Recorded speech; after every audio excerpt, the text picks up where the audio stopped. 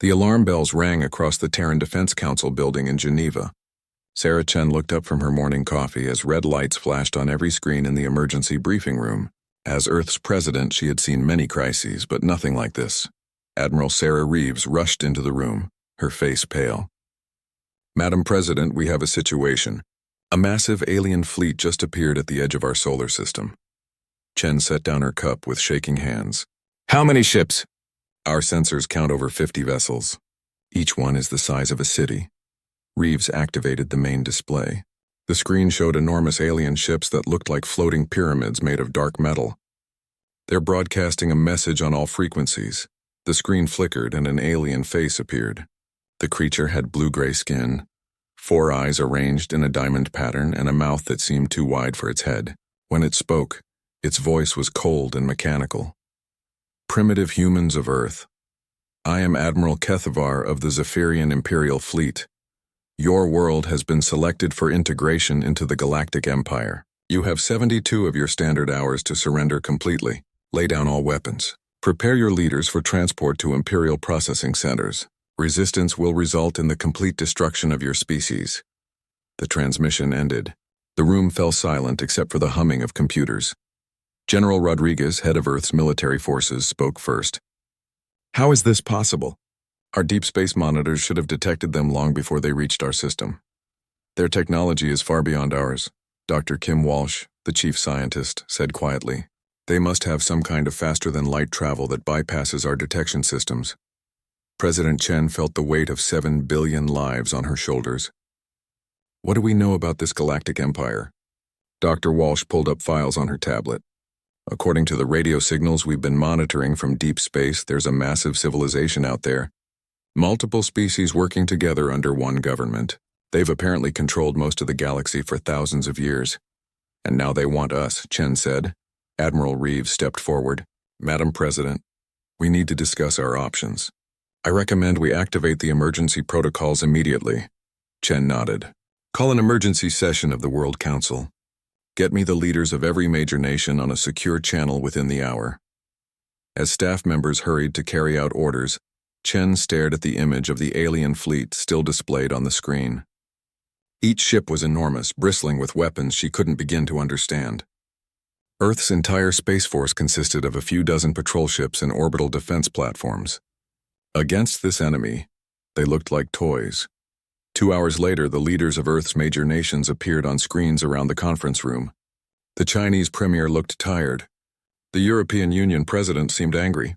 The African Federation chairman appeared calm but concerned. "We've all seen the alien message," Chen began. "We have less than 70 hours to make a decision that will affect all of humanity." "Surely surrender is our only option," said the premier. "Look at the size of their fleet. We cannot fight ships like that." "Surrender means slavery," the EU president shot back. "These aliens talk about processing centers and integration. That doesn't sound like peaceful coexistence." The African Federation chairman leaned forward. "What about negotiation? Perhaps we can find a middle ground." Admiral Reeves had been quiet during the political discussion, but now she stood up. "With respect, there may be other options. Options that most of you don't know about." All eyes turned to her. President Chen felt a flutter of hope. "What do you mean, Admiral?"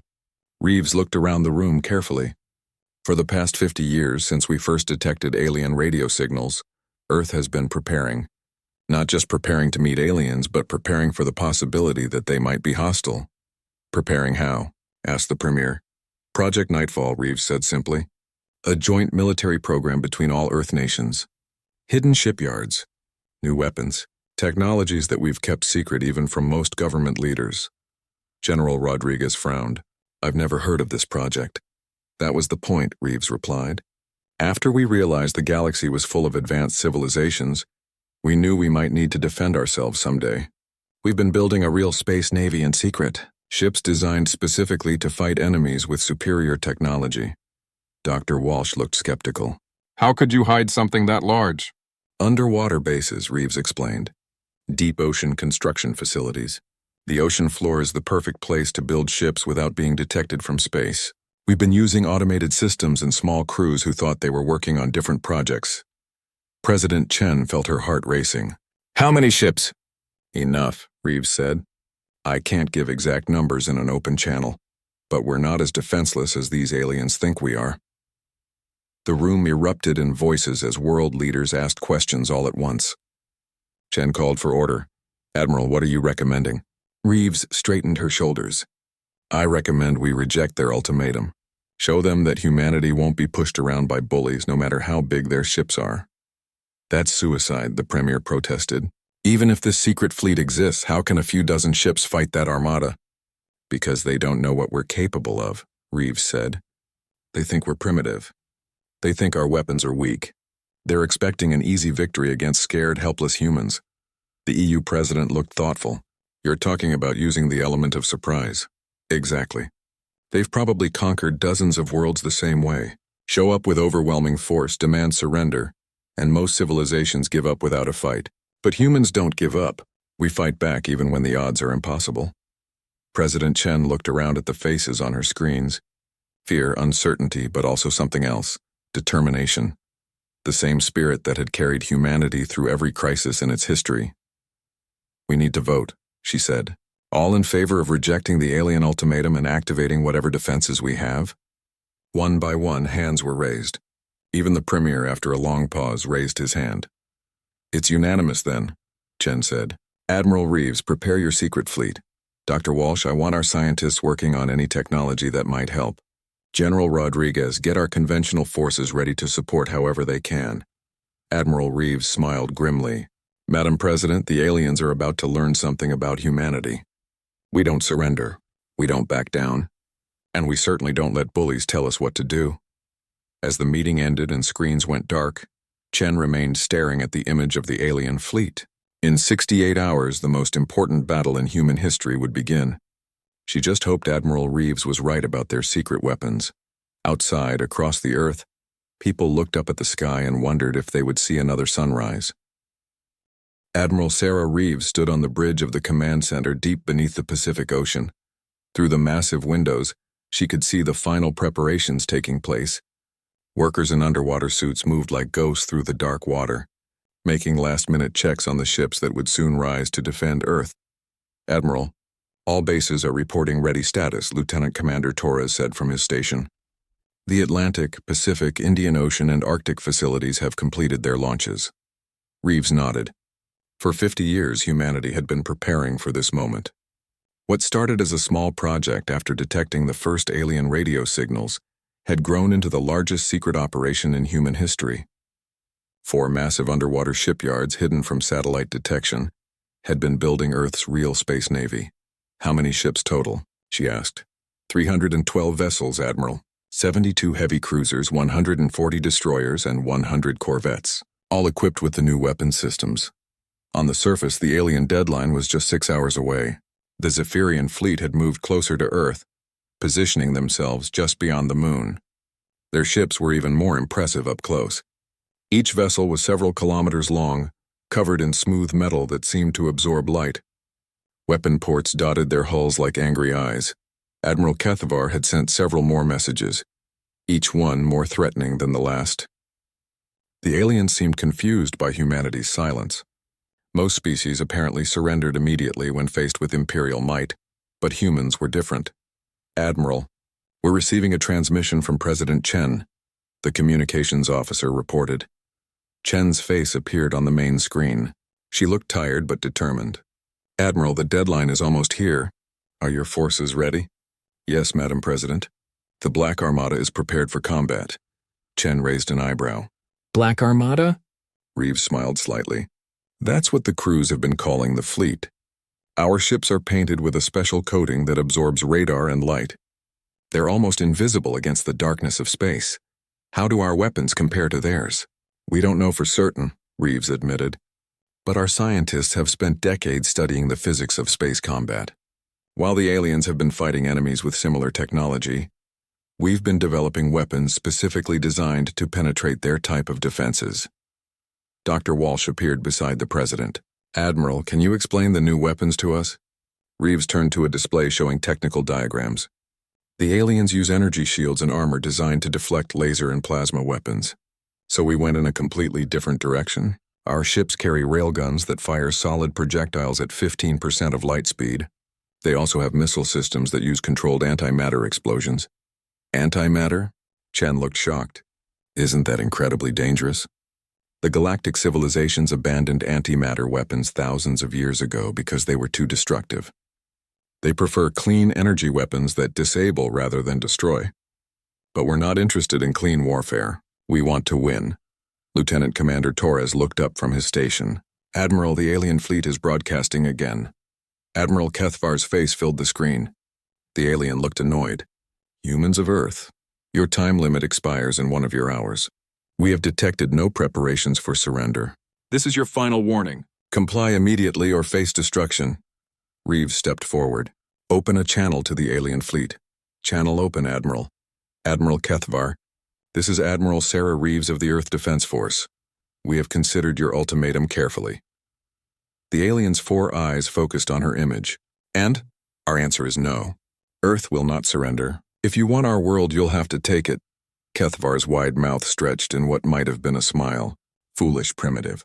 You have no idea what you face. Very well. You have chosen extinction. The transmission ended. Immediately, the alien fleet began moving toward Earth. All ships, this is Admiral Reeves, she broadcast to the Black Armada. Operation Nightfall is now active. Rise and engage the enemy. Around the world, the ocean began to bubble and churn. Massive shapes broke the surface of the Pacific, Atlantic, Indian, and Arctic oceans. The ships of the Black Armada rose from their hidden berths like sea monsters coming to life. Each human ship was angular and brutal-looking, covered in the dark coating that made them nearly invisible. They looked nothing like the smooth, elegant alien vessels. Where the Imperial ships were beautiful, the human ships were purely functional. Every line and angle was designed for one purpose: killing the enemy. Captain Harrison, take the First Fleet and establish a defensive line near the moon, Reeves ordered. Captain Lopez, position the Second Fleet behind the asteroid belt. Captain Kim, keep the Third Fleet in reserve near Mars. Admiral, Torres reported. The alien fleet has begun launching attack formations. 50 ships are heading directly for Earth. Reeves watched the tactical display as red dots representing enemy ships moved toward the blue dots of her forces. The aliens were confident, probably expecting to sweep aside Earth's defenses in minutes. They were about to learn that humans didn't give up easily. Admiral Kethvar is hailing us again. The communications officer said. Put him through. The alien appeared on screen looking puzzled. What are those vessels? Our sensors detect ships rising from your oceans, but they do not match any known technology. Those are Earth's real defenses, Reeves replied. Did you think we would face an alien invasion with nothing but harsh language? Kethvar's expression changed from puzzlement to anger. Impossible. Our intelligence indicated that your species has barely achieved primitive spaceflight. Your intelligence was wrong.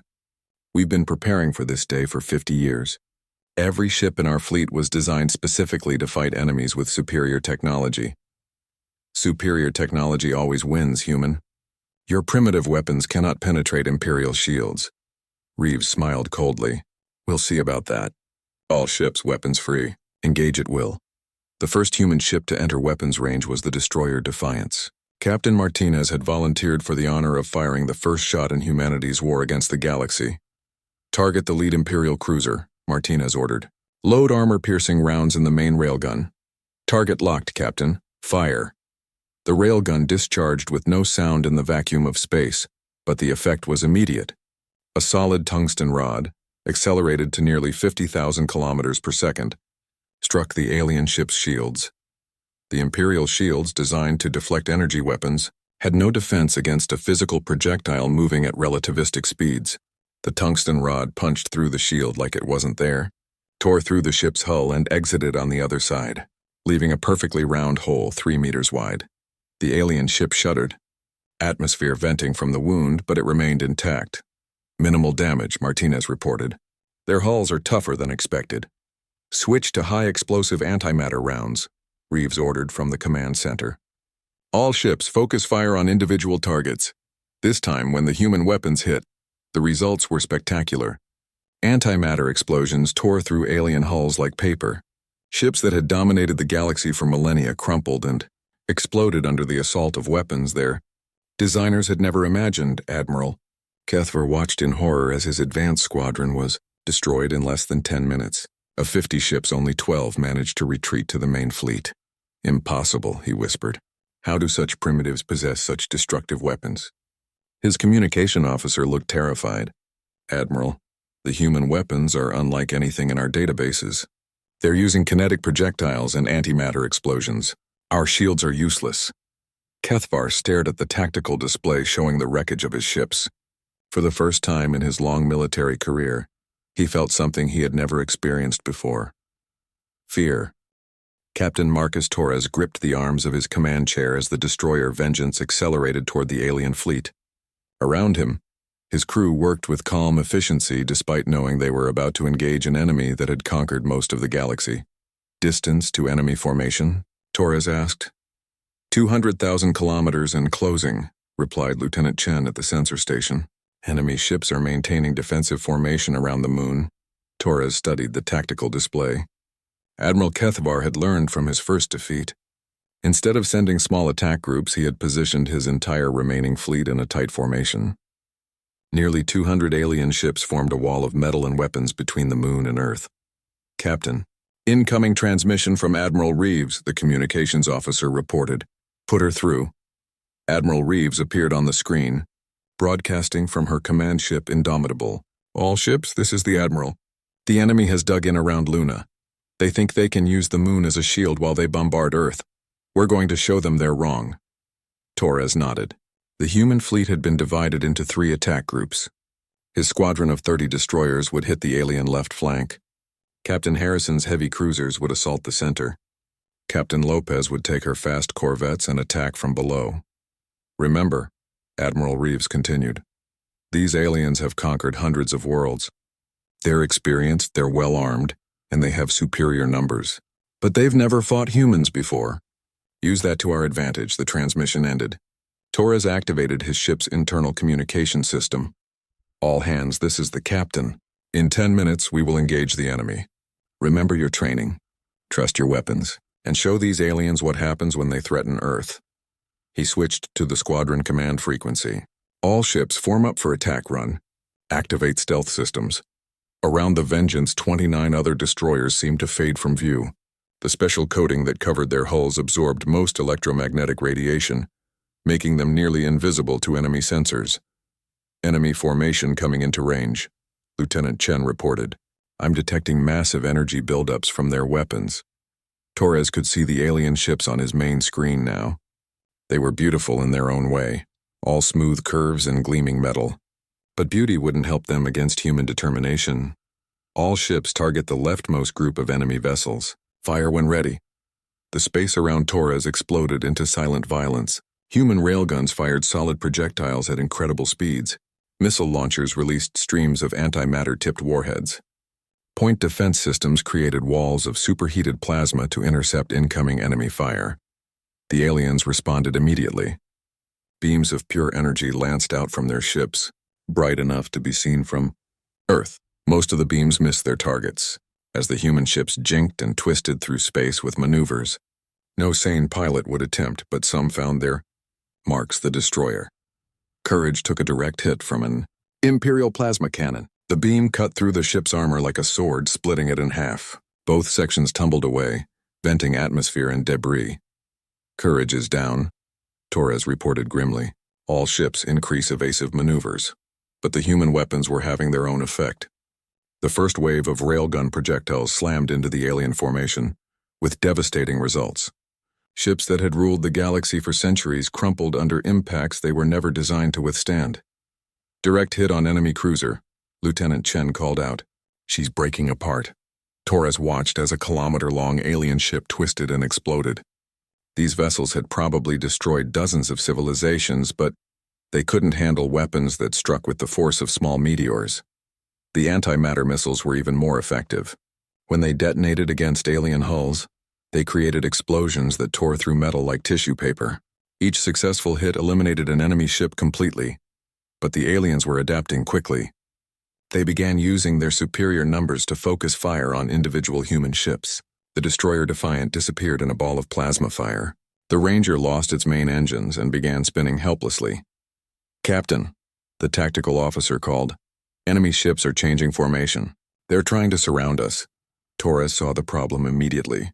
The aliens had superior numbers and were using them effectively. They were spreading out to prevent the humans from concentrating their fire. All ships emergency maneuver Alpha 7. Use the moon's gravity well. The human squadron dove toward the lunar surface using the moon's gravity to sling themselves around behind the enemy formation. The maneuver was dangerous and required precise timing, but it worked. The human ships came up behind the aliens before they could react. Fire everything, Torres ordered. At point-blank range, the human weapons were devastating. Railgun projectiles punched through ship after ship. Antimatter explosions chain-reacted across the enemy formation. In less than 2 minutes, the alien left flank was destroyed, but the victory came at a cost. Half of Torres' squadron was gone, destroyed by enemy fire or lost in the dangerous gravity maneuver. Across the battlefield, similar scenes were playing out. Captain Harrison's heavy cruisers had smashed through the alien center but taken heavy losses. Captain Lopez's corvettes had used their speed to dart in and out of the enemy formation, striking and withdrawing like angry wasps. Admiral Kethvar watched the battle from his flagship with growing horror. His fleet was being destroyed by ships a fraction of their size. The humans fought with a savagery that shocked him. They used tactics that no civilized species would consider, taking risks that bordered on suicidal. "Admiral," his tactical officer reported, "we've lost 60% of our ships. The humans are using weapons and tactics not in any of our combat databases." Kethvar stared at the display showing the wreckage of his once mighty fleet. "How is this possible?" "They're primitives. They should have surrendered at the first sign of our power." "Sir, the human ships are launching another attack," his communications officer called out. "They're heading directly for us." On the main screen, Kethvar could see the human flagship approaching. The Indomitable was smaller than his own vessel, but it moved with deadly purpose. Around it, the remaining ships of the Black Armada formed up for a final assault. "All ships, protect the flagship," Kethvar ordered. "Concentrate all fire on that vessel." The space around the Indomitable lit up with energy beams, but Admiral Reeves's ship seemed to dance between them. Point defense systems shot down incoming missiles. Armor plating absorbed hits that would have destroyed lesser vessels. And then the human flagship fired its main weapon. The railgun on the Indomitable was larger than those on the smaller ships. When it fired, the projectile struck Kethvar's flagship with the force of a nuclear bomb. The alien ship's shields collapsed instantly. The projectile tore through the hull, destroying everything in its path. Kethvar felt his ship shuddering around him. Emergency lights flashed. Atmosphere began venting from dozens of breaches. "Admiral," his damage control officer reported, "we have massive hull breaches on all decks. Engine power is down to 30%. Weapons are offline." Around them, the few remaining Imperial ships were fleeing toward the edge of the solar system. The proud fleet that had arrived to conquer Earth was reduced to a handful of damaged vessels running for their lives. "Admiral," the communications officer said quietly, "the human flagship is hailing us." Kethvar straightened in his command chair despite the pain from his injuries. "Put them through." Admiral Reeves appeared on the screen. Her face was hard, showing no mercy for the defeated enemy. "Admiral Kethvar, this is Admiral Reeves. Your fleet is destroyed. Your invasion has failed. I suggest you take the survivors and return to whatever hole you crawled out of." Kethvar could barely speak through his rage and shock. "This is impossible. You cannot defeat the Empire. We have thousands of ships, millions of warriors." "Then send them," Reeves replied coldly. "We'll destroy them too. But understand this, Earth is under human protection now. Any alien force that approaches our system will be met with the same reception you received." The transmission ended. Kethvar stared at the blank screen as his damaged flagship limped toward the system's edge. Around him, his crew worked desperately to keep their ship functional enough to reach hyperspace. For the first time in 3,000 years, an Imperial fleet had been defeated. The galaxy's most powerful military force had been crushed by a species that was supposed to be primitive and helpless. As the surviving alien ships jumped to hyperspace, they carried with them news that would shake the Empire to its foundations. The humans were not the easy conquest they had expected. They were something far more dangerous. High Chancellor Vexthal of the Zephyrian Empire stood before the Grand Council chamber, his forearms trembling with rage. The massive hall, carved from a single crystal asteroid, normally echoed with the confident voices of the galaxy's rulers. Today it was filled with shocked whispers and fearful muttering. "Explain to me," Vexthul said, his voice carrying to every corner of the chamber, how a primitive world with no spacefaring military managed to destroy Admiral Kethavar's entire fleet. The surviving officers from the Earth assault stood in the center of the chamber. Admiral Kethavar himself was still in the medical bay, his body broken from the battle. Commander Yixtar, his second-in-command, spoke for the survivors. "High Chancellor, the humans possess weapons unlike anything in our databases. They use kinetic projectiles moving at relativistic speeds. Our energy shields are useless against them." "Impossible," declared Councillor Remdai of the Altarian Federation. "No species abandons energy weapons once they achieve spaceflight. Kinetic weapons are crude and inefficient." "Tell that to the 300 ships we lost," Yixtar replied bitterly. "The humans also use antimatter explosives, direct antimatter detonations against our hulls." The council chamber erupted in shocked voices. Antimatter weapons had been banned by Galactic Treaty for over 2,000 years. They were considered too dangerous and destructive for civilized warfare. "Savages," whispered Councillor Hetmane of the Crystalline Collective. "What kind of species uses such brutal weapons?" High Chancellor Vexthul raised his primary arms for silence. "It doesn't matter what weapons they use. We are the Galactic Empire. We have ruled for 3 millennia. One minor defeat cannot be allowed to stand." "Minor defeat?" Yixtar looked incredulous. "Chancellor, they didn't just defeat us. They destroyed us completely. Of the original fleet of 500 ships, less than 50 survived to escape." The number sent another wave of shock through the council. In 3,000 years, the Empire had never lost more than a few dozen ships in any single battle. The defeat at Earth was the worst military disaster in Imperial history. Councillor Pelthax of the Mechanical Union spoke up. "Perhaps we should reconsider our approach. If these humans are so dangerous, maybe we should open diplomatic relations instead." "Never." Vexthul's voice boomed across the chamber. "The Empire does not negotiate with primitives. We do not show weakness to upstart species who refuse to acknowledge our authority." "Then what do you propose?" asked Councillor Remdai. "We assemble the Grand Armada. Every ship, every warrior, every weapon in the Empire. We crush this human world so completely that no other species will ever dare to challenge us again." The council fell silent. The Grand Armada had only been assembled twice in Imperial history, both times to deal with massive rebellions across multiple star systems. Using it against a single world would be unprecedented. "High Chancellor," Commander Yixtar said carefully, "with respect, I don't think you understand what we faced at Earth. These humans don't fight like any civilized species. They use tactics that would be considered war crimes by galactic law, such as, they deliberately rammed damaged ships into our formations. They used their own vessels as shields to protect others. They fired weapons into situations where they knew they would kill their own people along with us." Yixtar paused, remembering the horror of the battle, and they never retreated. Even when facing impossible odds, they kept attacking until they or we were destroyed. Vexthul dismissed this with a wave of his hand. Desperate tactics from a desperate species. When they face the full might of the Empire, they will surrender or be annihilated. But across the galaxy, the news of Earth's victory was spreading. On worlds that had been conquered by the Empire centuries ago, people whispered about the humans who had fought back and won. Resistance movements that had been crushed began to stir again. On the mining world of Kepler 442b, former slaves gathered in secret to share the incredible story. "They say the humans destroyed 500 Imperial ships," one worker whispered. "No one has ever defeated a full Imperial fleet before." Similar conversations were happening on dozens of worlds. The Empire's greatest strength had always been its reputation for invincibility. Now, for the first time in millennia, that reputation was cracking. But High Chancellor Vexthul was determined to restore Imperial prestige. Over the following months, he recalled fleets from across the galaxy, ships that had been patrolling trade routes, suppressing rebellions, and maintaining order in remote sectors all received orders to report to the Imperial capital. The Grand Armada that assembled was the largest military force in galactic history. 3,000 ships of every size and class, crewed by the best warriors from 47 different species.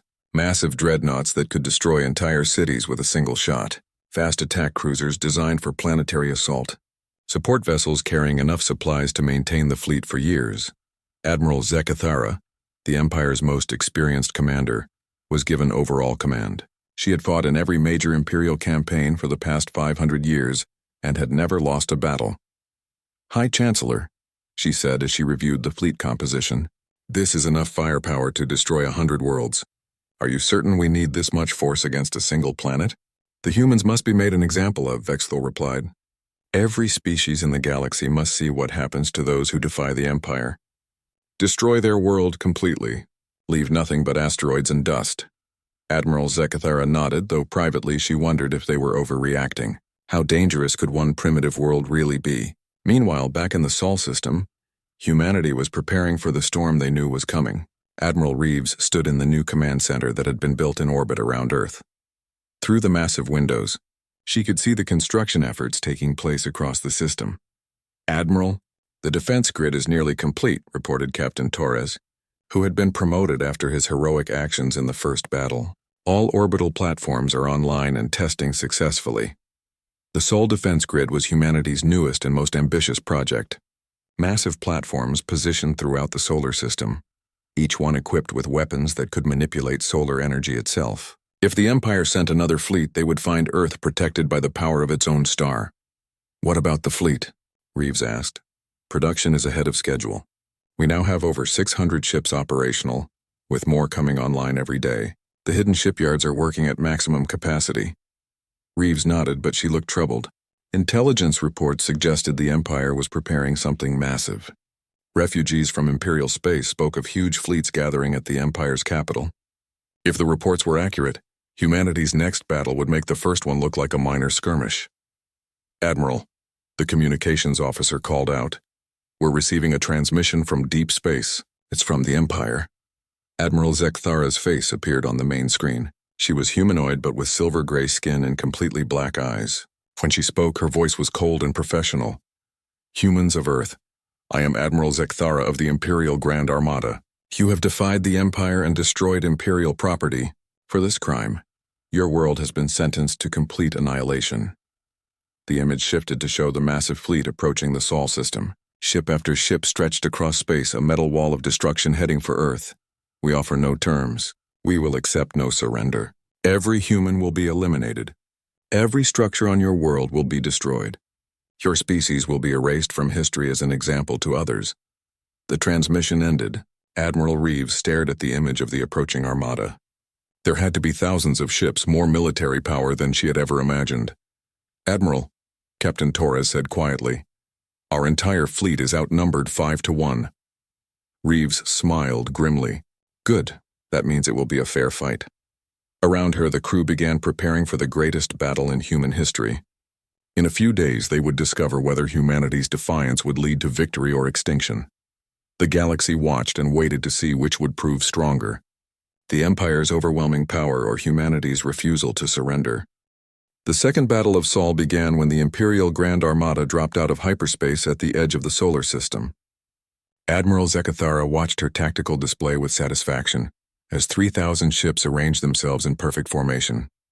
No force in galactic history had ever assembled this much firepower in one place. "Admiral," her tactical officer reported, "we are detecting approximately 600 human vessels throughout the system. They appear to be in defensive positions around their planets." Zekathara nodded. The humans had learned from their first victory and prepared accordingly. But numbers were numbers. 3,000 against 600 was not a battle, it was an execution. "Begin the advance," she ordered. "All ships maintain formation. We will sweep through this system like a storm, destroying everything in our path." But as the Imperial fleet moved deeper into the Sol system, strange things began to happen. Energy readings spiked across multiple locations. Massive structures that had been hidden behind asteroids and planetary bodies suddenly came online. Admiral Reeves watched the approaching enemy fleet from her command ship, now positioned near Mars. Around her, the crew worked with calm efficiency despite knowing they faced impossible odds. "Admiral," Captain Torres reported, "all defense platforms are showing green status. The Sol defense grid is fully operational."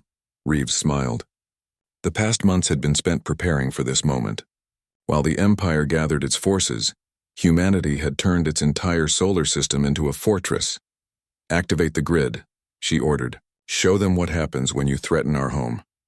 Throughout the solar system, Massive platforms that had been disguised as asteroids suddenly revealed themselves. Each platform was the size of a small moon, covered in weapons that could channel and direct the power of the sun itself. The first Imperial ships to encounter the defense grid learned why humanity had abandoned conventional tactics. Instead of energy beams or projectiles, the platforms fired concentrated solar plasma, guided by magnetic fields and accelerated to incredible speeds. A squadron of Imperial cruisers simply vanished in a ball of stellar fire.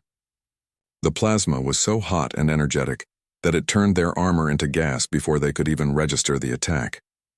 Admiral Zekathara stared at her tactical display in shock. What was that weapon? How are they channeling solar energy? Unknown, Admiral, her science officer replied. The humans appear to have weaponized their own star. The energy output is equivalent to a small nova, but the humans were just getting started. As the Imperial fleet advanced, they found themselves fighting not just ships but the entire solar system itself. Human vessels used the gravity wells of planets to perform impossible maneuvers. They hid behind moons and asteroids, striking from ambush before disappearing again.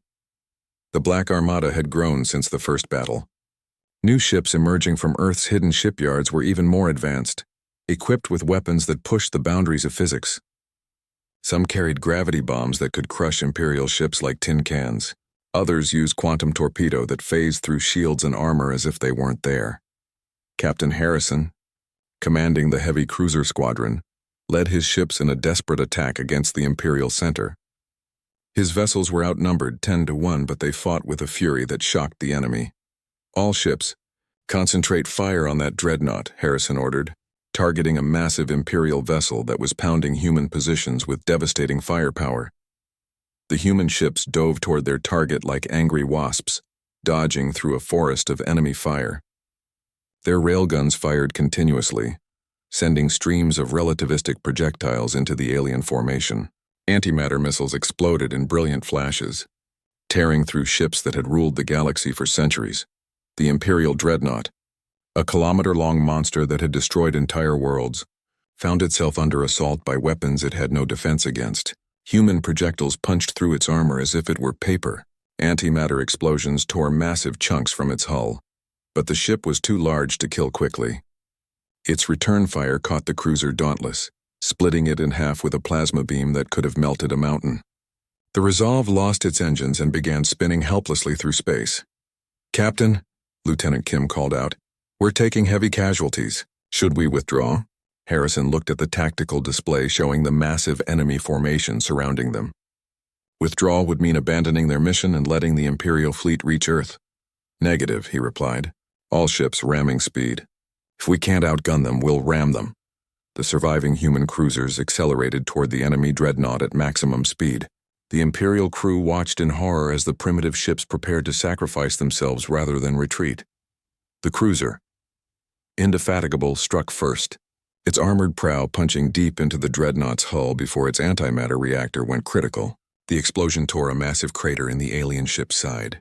The Courageous followed seconds later, its impact and detonation breaking the dreadnought's back.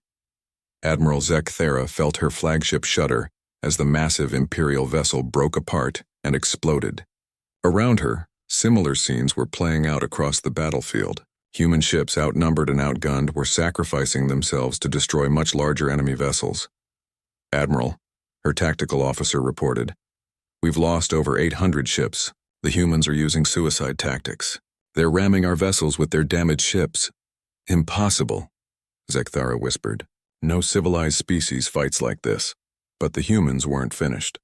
As the battle raged across the solar system, Admiral Reeves activated humanity's ultimate weapon. The Sol defense grid began working in coordination, focusing the power of Earth's sun into a single beam of destruction. The concentrated solar energy struck the center of the Imperial formation like the fist of an angry god. Dozens of ships simply ceased to exist, their atoms scattered across space. The beam swept across the enemy fleet, leaving nothing but glowing plasma in its wake. Captain Torres, now commanding his own squadron of destroyers, watched in awe as the solar weapon carved through the enemy formation. "Admiral, the beam is working. We're cutting their fleet in half." But Admiral Reeves wasn't satisfied with just defense. "All ships, general advance. While they're disorganized, we press the attack. The Black Armada surged forward, no longer fighting a defensive battle but actively hunting their enemies. Human ships that had seemed small and insignificant compared to Imperial dreadnoughts now revealed their true nature. They were fast, deadly, and absolutely ruthless. The battle turned into a rout. Imperial ships designed for fighting civilized enemies who followed established rules of war couldn't handle an enemy that fought with such savage creativity.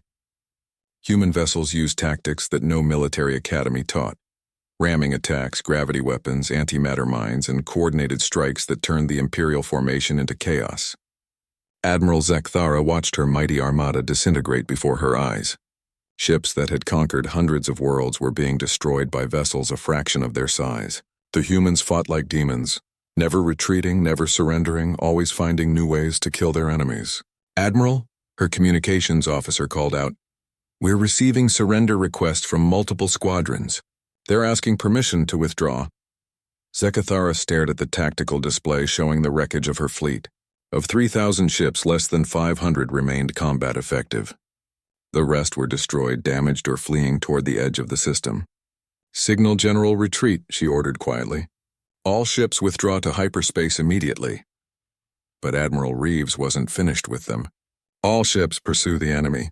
Don't let them escape to report our capabilities." The Black Armada chased the fleeing Imperial ships across the solar system, picking off stragglers and damaged vessels. By the time the survivors reached the hyperspace jump point, the Grand Armada had been reduced to fewer than 200 ships. As the last Imperial vessels jumped to hyperspace, Admiral Reeves surveyed the battlefield. Space around Earth was filled with the debris of both fleets, but humanity had won the most decisive victory in its history. "Admiral," Captain Torres reported, "we're receiving transmissions from across the galaxy. The news of our victory is spreading. Multiple star systems are declaring independence from the Empire." Reeves nodded. The Galactic Empire's reign of terror was ending, brought down by a species they had dismissed as primitive. Over the following months, the Black Armada spread across known space. Human ships appeared at worlds throughout the galaxy, offering protection to former Imperial subjects and hunting down the remaining Loyalist fleets. Captain Torres, now promoted to fleet commander, led liberation forces that freed world after world. The galaxy learned that humans didn't fight just to survive, but to protect others who couldn't protect themselves. On the former Imperial capital world, High Chancellor Vexthol sat in the ruins of his government building, staring at reports from across the galaxy. The empire that had ruled for 3 millennia was collapsing. Member species were abandoning the Imperial cause as fast as their ships could carry them. "Sir," his aide said quietly, "we're receiving a transmission from the human fleet. They're demanding our surrender." Vexthol looked up at the screen showing Admiral Reeves's face. The human leader looked tired but determined. "High Chancellor," she said, "your empire is finished. Your fleets are destroyed, your member worlds have abandoned you, and your capital system is surrounded by human ships.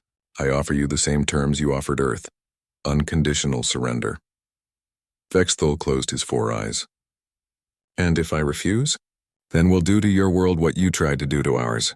The choice is yours." The transmission ended. Vexthol sat in silence for a long moment, then activated his government's surrender beacon. The Galactic Empire was dead. In its place, humanity established the Terran Commonwealth, a confederation of free worlds protected by the Black Armada. The galaxy's new motto, broadcast from every liberated world, echoed across space. "Humanity has arrived. The age of empires is over." Children on dozens of worlds looked up at the stars and whispered the name that had become legend. The Black Armada, proof that sometimes the smallest predator has the sharpest teeth, and that bullies always fall to those who refuse to be bullied. The galaxy had learned the most important lesson in human history. Never threaten Earth, because humans don't just fight back. They win.